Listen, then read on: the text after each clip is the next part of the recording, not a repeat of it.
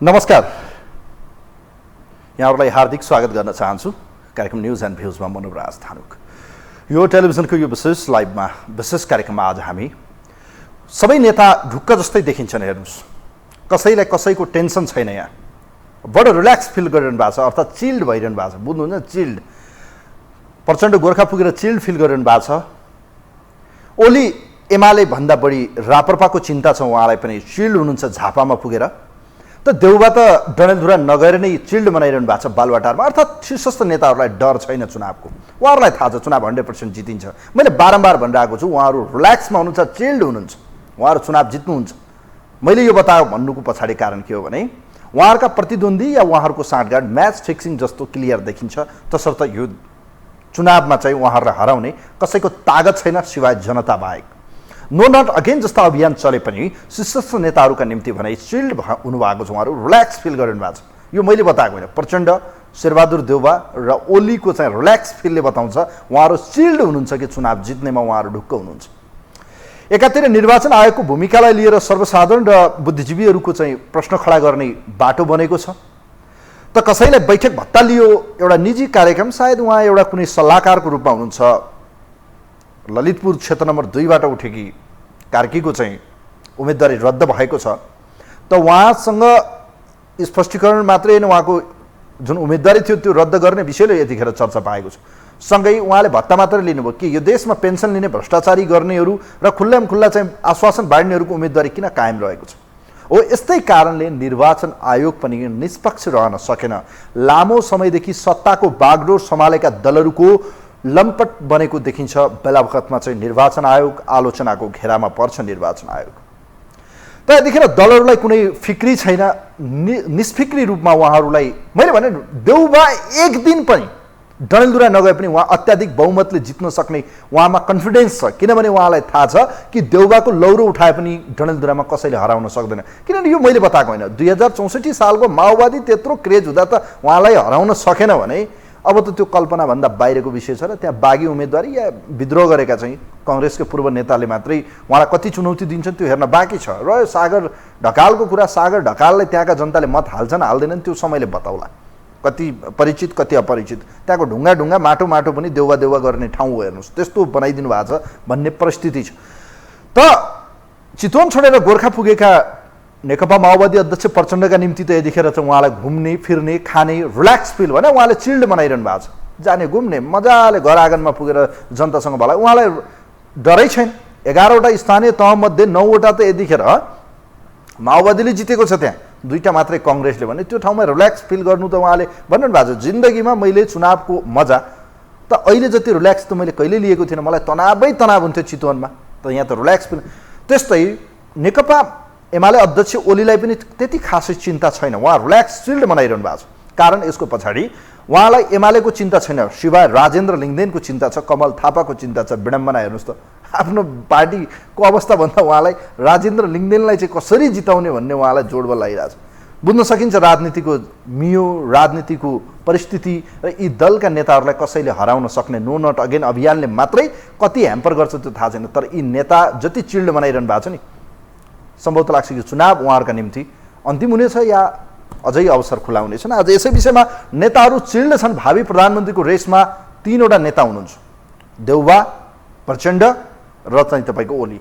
ओलीले बहुमत ल्याए, साना दलको त सम्भावना छैन, त्यहाँ छोडिदिनुहोस्, त्यो कुरै छोड्नुहोस्। ओली नै प्रधानमन्त्री हो यदि प्रतिपक्ष गठबन्धनले बहुमत पायो। त सत्ता पक्षले बहुमत पायो त प्रचण्ड र देउबा नै आलो पालो, यसमा नो डाउट। र यथास्थितिमा नयाँ दलको सम्भावना भने खासै देखिन। यिनै हुन्। यिनै विषयमा आज चर्चा गर्दैछौँ।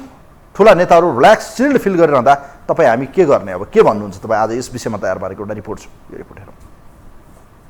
चितवनमा धर्मर भएपछि गोर्खा पुगेका माओवादी अध्यक्ष पुष्पकमल दाहाल प्रचण्ड चुनाव जित्नेमा ढुक्क छन्। अहिले जस्तो निर्वाचन पहिलो पटक हुन लागेको बताउने उनी अहिलेको निर्वाचन आफ्ना लागि सबैभन्दा सहज भएको बताउन थालेका छन्। गोर्खामा आफूलाई ल्याएकोमा बाबुराम भट्टराईलाई धन्यवाद समेत दिएका उनी भन्दै थिए, गोर्खामा म त रिल्याक्स फिल गरिरहेको छु। म गोर्खा आउन पाएकोमा म गौरवान्वित भएको महसुस पनि गरेको छु। म धेरै खुसी छु। यो निर्वाचनमा सहभागी हुँदै गर्दा सायद अहिलेसम्मका निर्वाचनमा चाहिँ मेरो लागि सबभन्दा सहज मैले एक ढङ्गले भन्नुहुन्छ भने यहाँ आउँदा रिल्याक्स जस्तो फिल गरेको छु। यस्तो निर्वाचन पहिलोचोटि हुँदैछ र म गोर्खामा एउटा निश्चित सपना बोकेर आएको छु। उनी चुनाव लड्दै गरेको क्षेत्र गोर्खा 2 मा गोर्खा नगरपालिकाको 8 देखि 14 नम्बर वडासहित पालुङटार नगरपालिका, सिरानचोर गाउँपालिका, अजिरकोट र वारपाक सुलीकोट गाउँपालिका पर्छ। यहाँ 1,05,240 मतदाता छन् भने स्थानीय तह निर्वाचनमा सत्ता गठबन्धनमा रहेका दलका उम्मेद्वारले पाएको मत र एमालेका उम्मेद्वारले पाएको मतान्तर धेरै देखिन्छ। सत्ता गठबन्धनका उम्मेद्वारले स्थानीय निर्वाचनमा गोर्खा 2 का पालिकामा करिब 52,000 मत पाए। एमालेका उम्मेद्वार करिब 6,500 मत पाएको देखिन्छ। 6 गुणा भन्दा बढी मत गठबन्धन दलसँग छ। यही कारण प्रचण्ड आफू चुनाव जित्नेमा ढुक्क देखिन्छन्। मलाई के भरोसा छ भने तपाईहरु सबैको सहयोगले, हामी सबैको सामूहिक प्रयत्नले त्यो सपना पूरा गर्न सकिन्छ। आउने 5 देखि 10 वर्षभित्र यदि हामीले नेपालमा समृद्धिको एउटा नयाँ अभियान अगाडि बढाएर त्यसलाई सफल पार्न सकेनौँ भने राजनीतिक परिवर्तनको औचित्य पुष्टि गर्न गाह्रो हुन्छ। त्यो काम जनक्रान्तिको नेतृत्व गर्ने एउटा थलो हुनुको नाताले गोर्खाबाटै गर्दा नै सबैभन्दा उपयुक्त हुन्छ भन्ने ठानेर म तपाईहरुको अगाडि छु। यही मुडमा प्रधानमन्त्री शेरबहादुर देउवा पनि छन्। डडेलधुरामा 2048 साल यताका सम्पूर्ण चुनाव जित्दै आएका देउवाको माहौल हालै सम्पन्न स्थानीय निर्वाचनको परिणामले पनि पहिलेभन्दा सुदृढ नै देखिन्छ। 2074 को स्थानीय निर्वाचनमा डडेलधुराका 7 वटा नगरपालिका मध्ये 4 वटा नगरपालिका र 17 वटा वडामा मात्र काङ्ग्रेसले विजय प्राप्त गरेको थियो। यसपालि भने उसले सदरमुकाममा अवस्थित अमरगढी नगरपालिका सहित 5 वटा नगरपालिका र 29 वडामा अध्यक्ष जितेकाले जनमत देउवाकै पक्षमा बलियो देखिन्छ। माओवादी केन्द्र र एकीकृत समाजवादीको समेत मत प्राप्त गर्ने भएपछि उनलाई अझ सहज भएको छ। यता एमाले अध्यक्ष ओली पनि आफ्नो क्षेत्रमा सुदृढ नै देखिन्छन्। ओलीको निर्वाचन क्षेत्रमा गौरादह नगरपालिका 1, 2, 3, 4, 5, 6, 7 र 8 वडा, गौरीगञ्ज गाउँपालिका 3, 4, 5 र 6 वडा, दमक नगरपालिकाका सबै वडा र कमल गाउँपालिकाका सबै वडा पर्छन्। स्थानीय तहको परिणामलाई हेर्दा स्पष्ट बहुमतमा रहेका ओली दमक जितेको राप्रपासँगको सहकार्यले आफ्नो यात्रा सहज बन्ने आशामा छन्। फलत ओलीले राप्रपाको जित नै आफ्नो इज्जत भएकोसम्म भन्न भ्याइसकेका छन्। फेरि एकपल्ट म साथीहरूलाई भन्न चाहन्छु, यस क्षेत्र नम्बर 3 मा सम्मा राजेन्द्र लिङ्गदेन जिल्ला अत्याधिक मतले विजय गराउनुहोस् र प्रदेशमा बसन्त बानियाजी र छवि चुडालले अत्याधिक मतले विजय गराउनुहोस्। त्यो देशको हितको निम्ति हुनेछ, देशको रक्षाको निम्ति हुनेछ, देशको विकासको निम्ति हुनेछ। तपाईँले कुनै ठुलो लडाइँ गर्नु पर्दैन। तपाईँको भोट अहिले मैले भनेका ठाउँमा हालिदिए पुग्छ। लडाइँ केबाट जितिन्छ त्यति। यसरी हेर्दा शीर्ष नेतृत्वको जित पक्का भए पनि देशको नेतृत्व कसको भन्ने कुरामा भने पार्टीले पाउने अङ्कगणितले भूमिका खेल्छ।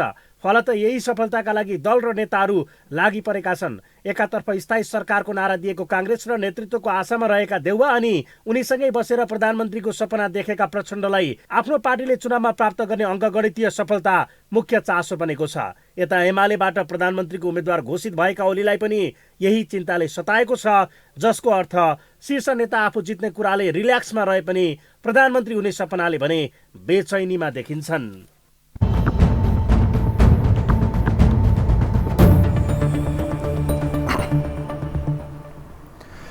दर्शकवृन्द, चुनावको मिति नजिकै छ। 21 दिन बाँकी छ।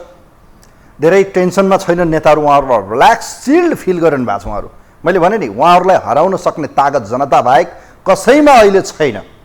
देउबा डडेलधुरा नगएर पनि चुनाव जित्न सक्छन्। यो प्रेडिक्सन हामी एनालाइसिस गर्न सक्छौँ। झापामा ओलीलाई टेन्सन आफ्नो होइन, राजेन्द्र लिङ्गदेनको टेन्सन छ।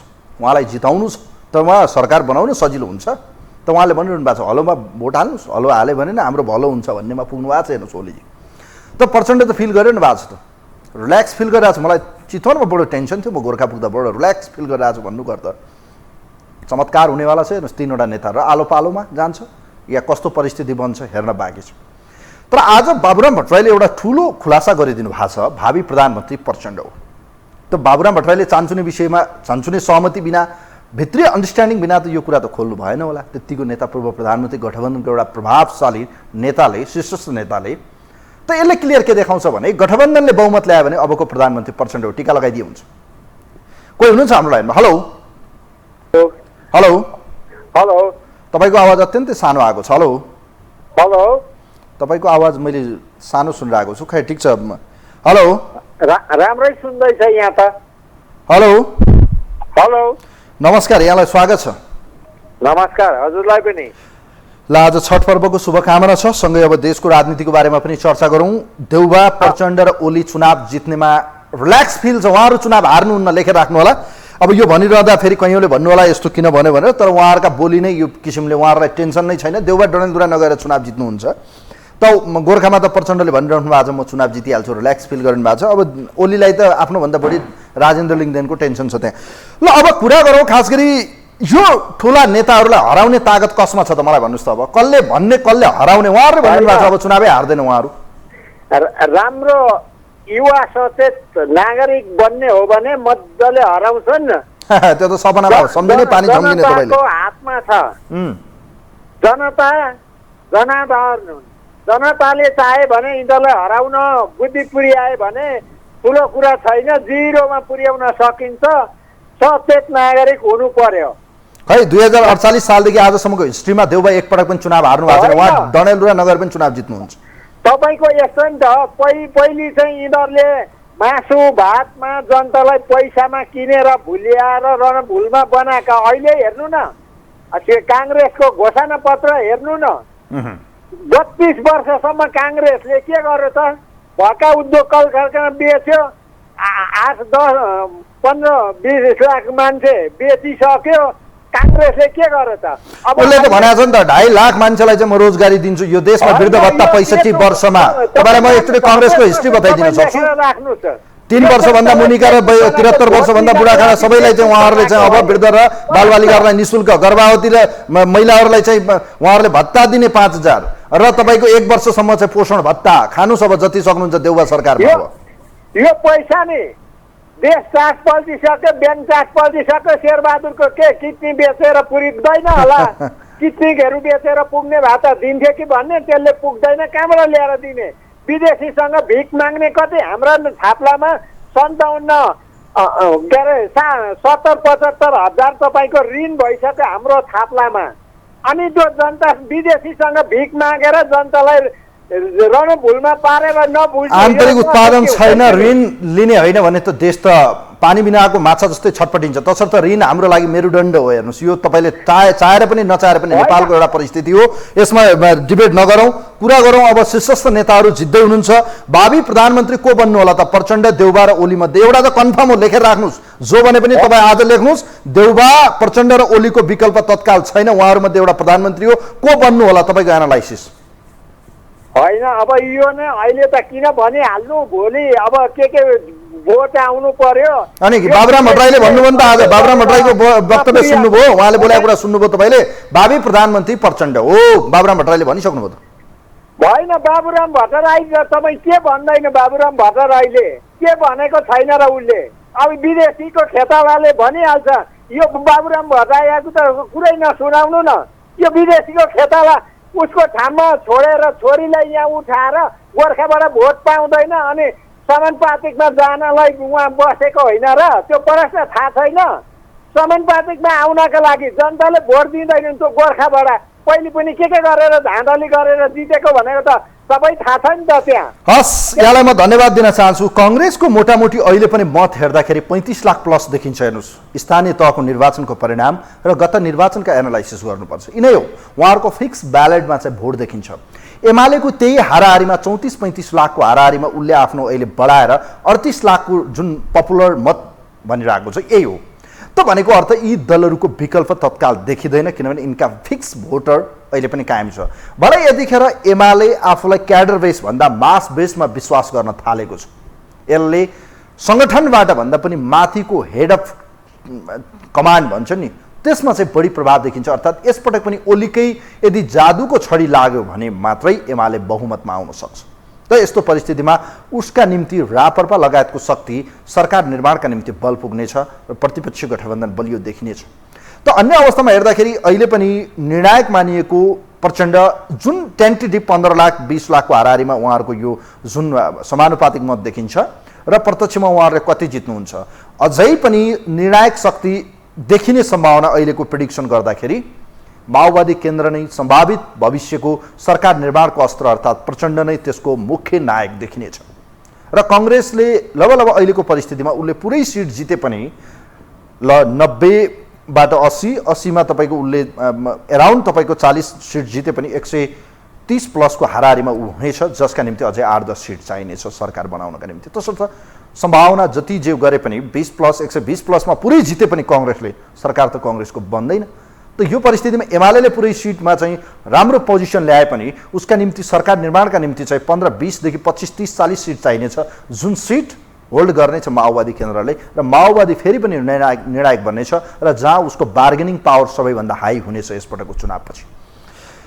कोही हुनुहुन्छ हाम्रो लाइनमा? हेलो हेलो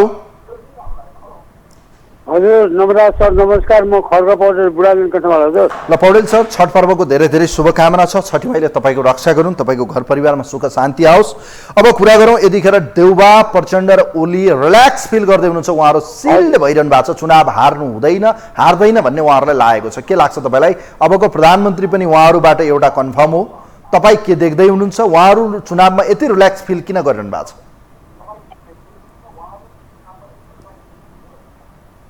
हजुर अब हजुरलाई पनि छठ पर्वमा धेरै धेरै शुभकामना। हजुरलाई हजुरको यो हो सबै स्टाफलाई नै। अब अर्को कुरा, उनीहरू भोटको लागि त घर घरमा जाने, रुनी कराउने, जित्ने अनि सँगसँगै टाँसेका मान्छेहरूले भविष्यको प्रधानमन्त्री भनेर घोषणा गर्ने, त्यो पनि अब नबुझेका नेपालीहरूलाई त्यो पनि एउटा भोटको चाहिँ एउटा प्रचार हो होइन। नबुझेकाले त्यसैलाई दिन्छ भोट। अब अर्को कुरा, यिनीहरू विकल्पै छैन, अनि के गर्नु? विकल्प नभएपछि भनेर पहिले घोषणा गरेका छन्। अब सचेत नागरिक सचेत नेपालीले यिनीहरूका नेट अब विचार गर्न पर्यो, सही मान्छेलाई भोट हाल्न पर्यो। गलत यिनीहरूका क्रियाकलाप पहिले बुझ्ने मान्छेले त कहिल्यै पनि हाल्दैन। अब धेरै जस्तो अब नेपाली गरिब बनाएको छ, आशाले सँगै जाने दौडिने भोट हाल्नेतिरै मनसाय गर्छ। अब नेपालीमा धेरैले बुझेका पनि छैनन्। अब जित्न पनि सक्छ। अब यिनीहरू मध्येबाटै होला हुन्छ प्रधानमन्त्री उहाँहरू 3 मध्ये कन्फर्म हो, यसमा विकल्प छैन। तपाईँ लेखेर राख्नु होला, मैले आज पनि भनिरहेको छु, बारम्बार बताइ पनि रहेको छु। किनभने एमाले बहुमत ल्याए, नेपालमा अहिलेको चलन चल्तीका पार्टी नै तीनै छ, त अर्को पार्टी त टेस्ट हुनै बाँकी छ। रवि लामिछानेको अरू त कुन पार्टी छ र बहुमतमा आउने? राजेन्द्र लिङ्गदेनको पार्टी चाहिँ 3 सिटमा सहमति गरेको छ, त्यहाँ बहुमत आउने देखिँदैन। ऊ सहमति गरे पनि गठबन्धनमा भोलि एमालेसँग जानेछ सरकारमा। रह्यो कांग्रेस, माओवादी र एमाले, उहाँहरू मध्ये 3टाको पार्टीको मेजोरिटी आयो, लार्जेस्ट, सेकेन्ड लार्जेस्ट र थर्ड पार्टी बने पनि पात्रको विकल्प पार्टीभित्र छैन। देउबा र तपाईँको प्रचण्ड र ओलीको पार्टीमा ओलीको विकल्प छैन भनेको 3टा मध्ये सम्भावित प्रधानमन्त्री 3टा मध्ये एउटा त कन्फर्म हो। कसको नेतृत्वमा तपाईँलाई लाग्छ कि सरकार बन्ला? जस्तो आज बाबुराम भट्टराईले भन्नुभएको छ अबको प्रधानमन्त्री प्रचण्ड हो, तपाईँ के भन्नुहुन्छ? अब यो त भविष्यवाणी भयो। अब एक किसिमको यिनीहरू बहुमत न केपीको आउँछ न त्यो गठबन्धनको आउँछ। यिनीहरू मध्ये मिल्न नि सक्छ भरे प्रधानमन्त्री हुनलाई। त्यहाँ भोट गिन्ती गरेर संसदमा जुन उम्मेदवार गन्ती गरेर अब त्यो अनुसारको प्रधानमन्त्री हुन सक्छ यिनीहरू मध्येबाटै। तर म के भन्छु नेपाली दाजुभाइ दिदी बहिनीलाई भने, सही व्यक्तिलाई भोट दिनुभयो भने राष्ट्र बच्छ, नेपालीलाई नि दुःख पर्दैन होला। गलत यस्तै व्यक्तिलाई दिनुभयो भने राष्ट्र पनि मेटिन्छ, नेपालीले धेरै दुःख पनि पाउँछ। यही भन्न चाहन्छु। हजुर नमस्कार। थ्याङ्क यू सो मच, यहाँलाई धन्यवाद दिन चाहन्छु। खास गरी शीर्षस्थ नेताहरू चुनाव जित्दै हुनुहुन्छ जस्तो चाहिँ देखिन्छ रिल्याक्स फिल गरिरहेको अवस्था हेर्दाखेरि। प्रचण्ड गोर्खामा लगभग आफूलाई कम्फर्टेबल फिल गरिरहनु भएको छ, ओली झापामा आफूलाई बडो रिल्याक्स र चिल्ड फिल गरिरहनु भएको छ। त्यहाँ चाहिँ उहाँ कम्फर्टेबल फिल गरिरहनु भएको छ, ढुक्क हुनुहुन्छ उहाँ। देउबाजीलाई त मनोनयन दर्ता गर्न त उहाँ चाहिँ उम्मेदवारी दर्ता गर्न त डडेलधुरा जानु भएन, त भोटको दिन एक दिन जानुहुन्छ जस्तो चाहिँ मलाई लाग्छ।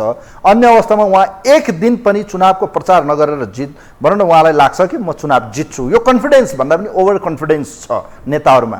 अलिकति चाहिँ दौडधुप बढी नै ओली र प्रचण्डको देखिए पनि प्रचण्डले भन्नुभएको छ आज मैले आजसम्म लडेका चुनावमध्ये सबैभन्दा बढी रिल्याक्स फिल गरिरहनु भएको छ। किन नगर्नुहोस् त, गोर्खा यस्तो क्षेत्र हो जहाँ माओवादी नै त्यहाँ बलियो अवस्थामा छ र रहेको त्यहाँ 11वटा स्थानीय तहमध्ये 2टा काङ्ग्रेस, 9वटामा चाहिँ तपाईँको माओवादी केन्द्र। भन्नुको अर्थ यसले के देखाउँछ उहाँहरूलाई भने जुन गठबन्धन बनेको छ उहाँहरूलाई एब्सोल्युट र उहाँहरूसँग उठेको प्रतिद्वन्दी पनि त्यति खासै नयाँ यङ लिडरलाई चाहिँ उहाँहरूले मौका दिनुभएको छ। यसले गर्दा प्रचण्डलाई पनि त्यहाँ सहज फिल छ। झापामा पनि रिल्याक्स फिल गरिनु भएको छ, यतिखेर चिल्डो हुनुहुन्छ ओलीजी। उहाँलाई लाग्छ म बहुमत ल्याउँछु, 150+ ल्याएर म सरकार बनाउँछु भनेर उहाँको दाबी छ।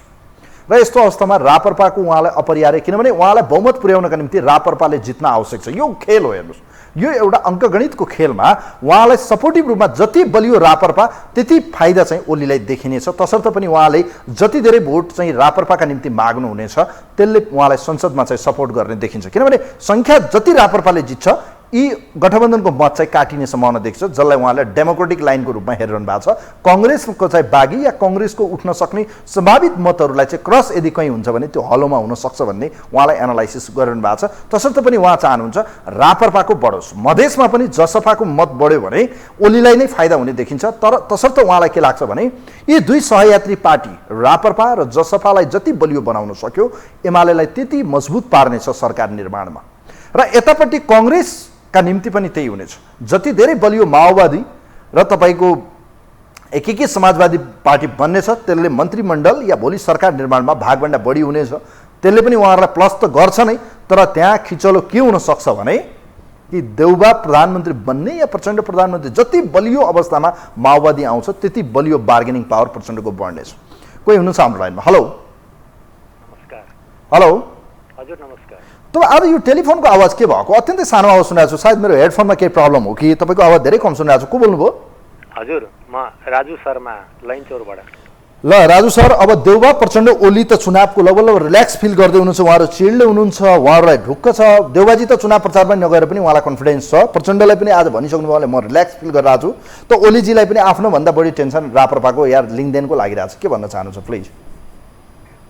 अब हाम्रो देउबाजीको के छ भने मतदाता सङ्ख्या कति 10-12 हजार भन्दा बढी छैनन्। कहाँ देउबाजीको किन छैन? डडेलधुरामा भन्नुभयो? डडेलधुरामा भन्नुभयो? हजुर हजुर 40,000 प्लस छ नि।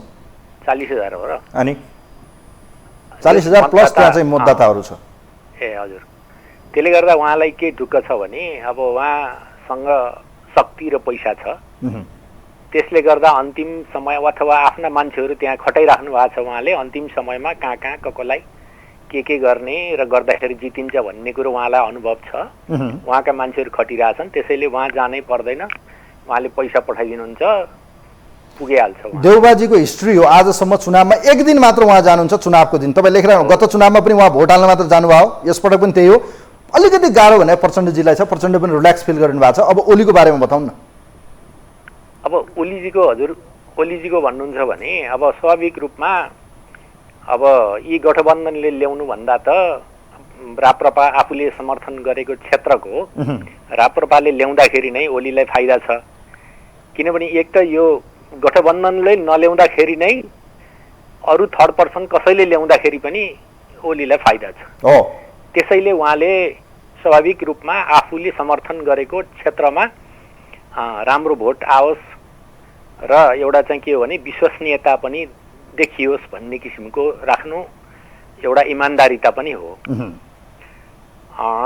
जब ओलीको कुरा छ, ओली अलि लोकप्रिय छन् अहिले देखिएका नेताहरूमा। अलिकति राष्ट्रियताको हिसाबले हेर्दाखेरि पनि र उहाँले आफ्नो कार्यकालमा गरेका केही कामहरू र कसैले गर्न नसकेका कामहरू, पारवहन सन्धि जस्तो नाकाबन्दी लगायो इन्डियाले, चाइनासँग त्यो गर्नुभयो, त्यसपछि चुच्चे नक्सा ल्याउनु भयो र संसदबाटै सत्यमेव जयते भनेर र यस्तो राष्ट्रभक्तिका कुराहरू उहाँले जुन चाहिँ देखाइराख्नु भएको छ।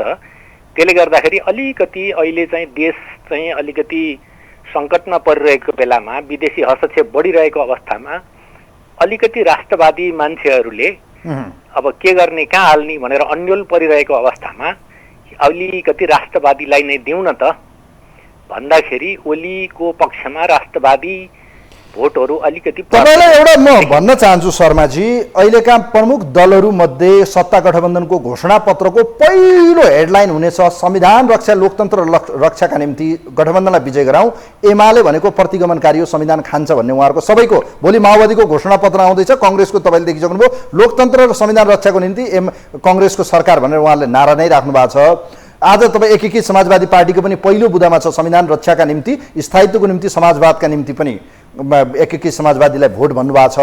यो सबैको एउटै मकसद छ, संविधानमाथि प्रहार ओलीले गर्नुभयो। तपाईँलाई के लाग्छ भन्नुहोस् त?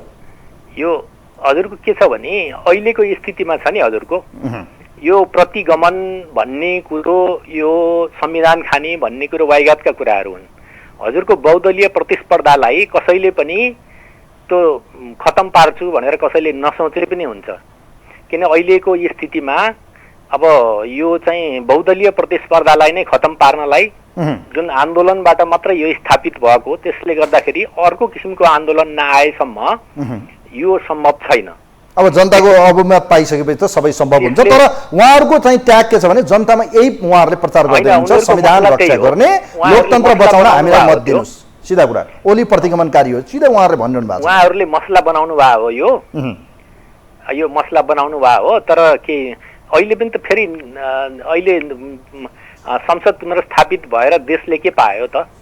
देशले त ऋण र बोझ र एउटा चाहिँ हजुरले हेरिहाल्नुभयो यो मन्त्रालयहरू बढाउने, अहिले चाहिँ केन्द्रमा मन्त्रालय बढाउन मिल्ने भए देउपाले 60-70वटा मन्त्रालय बनाइदिन्थे, किनभने यहाँ त संविधानले नदिएको हुनाले बनाएनन्।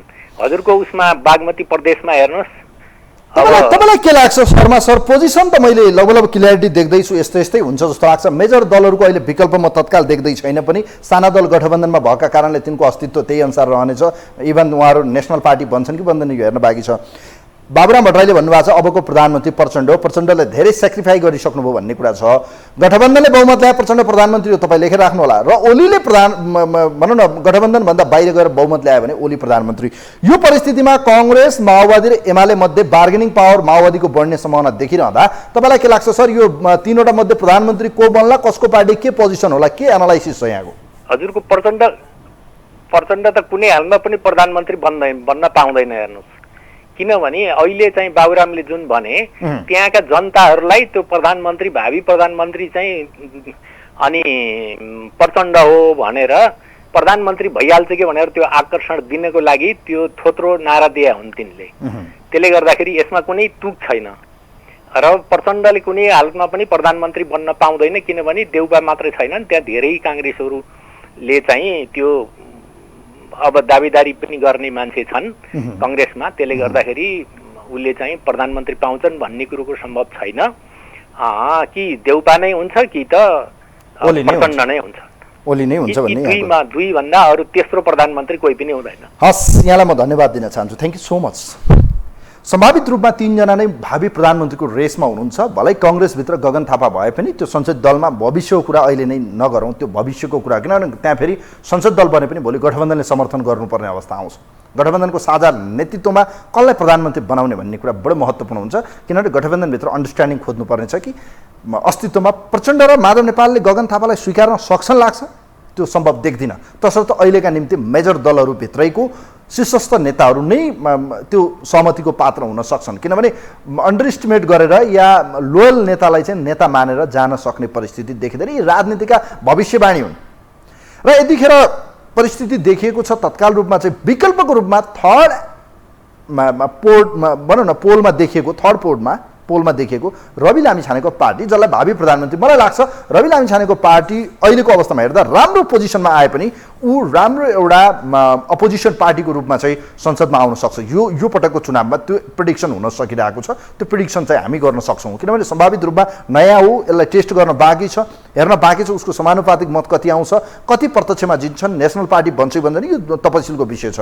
रह्यो अहिलेका यी 3 दलहरू, सानो दलमा त अब के कुरा गराइबो, राप्रपा अब कोलिसनमै छ, उतापट्टिको कोलिसनमा, अरू यतापट्टि त माधव नेपाल, प्रचण्ड र देउबा नै हो। अब जनमोर्चा 2 सिटमा छ, त अर्को पार्टी लोसपा त अब 6 सिटमा तालमेल गरेको छ। के कुरा गराइबो, जसपाको के कुरा गराइबो, 16 सिट 17 सिटको तालमेलले सरकार बनाउँछ भन्ने कल्पना बाहिरको विषय हो। भन्नुको अर्थ सम्भावित प्रधानमन्त्रीका यिनै 3वटा क्यान्डिडेट हुन्। एमा कांग्रेस पायो त्यहाँ संसद दलको चुनाव हुनेछ, त्यसका निम्ति देउबा बलियो अवस्थामा देखिनेछन्, किनभने टिकट वितरणमा देउबा पक्षका म्याक्सिममले टिकट पाएका छन्। जितेर आए पनि तिनीहरूले देउबालाई सपोर्ट गर्ने देखिन्छ, यसर्थ पनि देउबाका निम्ति त्यहाँ सेफ ल्यान्डिङ देखिन्छ। र अर्कोतिर एमालेमा विकल्प छैन, ओली नै हो। र प्रचण्डका निम्ति पनि जुन गठबन्धनभित्र माधव नेपाल, झलनाथ खनाल या भनौँ बाबुराम भट्टराईको प्रेसर छ कि गठबन्धनमा यदि बहुमत आयो भने पहिलो राउन्डमा चाहिँ 2 वर्षे कार्यकालका निम्ति प्रचण्ड प्रधानमन्त्री बन्ने उहाँहरूको ठोकुवा देखिरहँदा 3 जनाको विकल्प तत्काल एनालाइसिस गर्न म सकिरहेको छैन। यिनै एनालाइसिसको बीचबाट आजको कार्यक्रमको अन्तिम कलर कोही हुनुहुन्छ? हेलो, गोविन्द नेउला कोइसटार भक्तपुरबाट। ल गोविन्दजी, अब सम्भावित नेताहरू चुनाव जित्नेमा लगभग ढुक्क हुनुहुन्छ। देउबाजी त अब रिल्याक्स फिल गरिनु भएको छ, प्रचण्ड झनै रिल्याक्स फिल गरिनु भएको छ भने ओलीलाई त एमाले भन्दा बढी चिन्ता राजेन्द्र लिङ्गदेनको लागिरहेको छ कि राजेन्द्र लिङ्गदेनले बढी सिट जित्दा उहाँलाई सरकार निर्माणमा सहयोग मिल्नेछ भन्ने उहाँलाई लाग्छ, किनभने कङ्ग्रेसलाई यदि कमजोर गर्नु छ भने राप्रपालाई बढी भोट ल्याउनुपर्छ भन्ने उहाँलाई लागेको छ र कम्युनिस्टको भोट त लगभग उहाँलाई विश्वास छ कि हामीले ल्याउँछौँ भन्ने उहाँलाई कन्फिडेन्स देखिन्छ। त देउबा प्रचण्ड ओलीको विकल्प म देख्दिनँ पनि, त्यो परिस्थिति त्यस्तै देखिन्छ। तीनै नेता चुनावमा चाहिँ जुन रिल्याक्स फिल गरिरहनु भएको छ यसले के देखाउँछ र भावी प्रधानमन्त्रीमा यी तीनै जनाको विकल्प तत्काल देखिरहनु भएको छ या छैन? प्लिज। छैन, विकल्प अरू कोही पनि छैनन्। 1 नम्बरमा ओली हुनुहुन्छ होइन, दोस्रोमा अब भन्नुपर्दा कङ्ग्रेसै हुन्छ मेरो विचारमा। यो व्यक्तिगत विचार हो होइन, आफ्नो विचार राख्न पाइन्छ, सबै तरिकाले बोल्न अधिकार छ होइन। कसलाई के मन पर्ला को त आफ्नो ठाउँमा छ। हामीले सामान्य केपी ओलीले हामीले अगाडि सारेकै छौँ।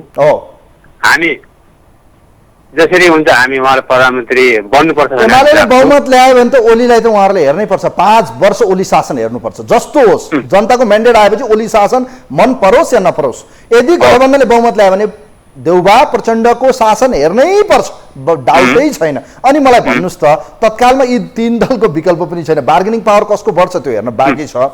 तीनै नेतालाई चाहिँ किन लागिरहेछ उहाँहरू चुनाव जित्छु भन्ने, उहाँहरूलाई के लागिरहेछ, यस्तो कन्फिडेन्स किन उहाँहरूमा?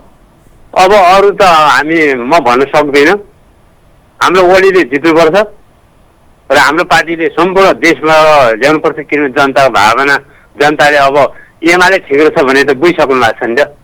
18 महिनामा यो गठबन्धनले के काम गर्यो होइन, यिनीहरू के को लागिरहेछन् भन्ने कुरा जनताले महसुस गर्नुभएको छ। उहाँहरूले त भन्नुभएको छ नि त, उहाँहरूका घोषणापत्र हेर्नु भएको छ, फ्रन्ट लाइनमा यो संविधानको रक्षा गर्न, प्रतिगामी शक्ति परास्त गर्न, लोकतन्त्रको रक्षा गर्न काङ्ग्रेसको सरकार, माओवादी सरकार र एकीकृत समाजवादीको सरकार अर्थात् ओलीले संविधान खान्छ भन्ने उहाँहरूको ट्यागलाइन छ।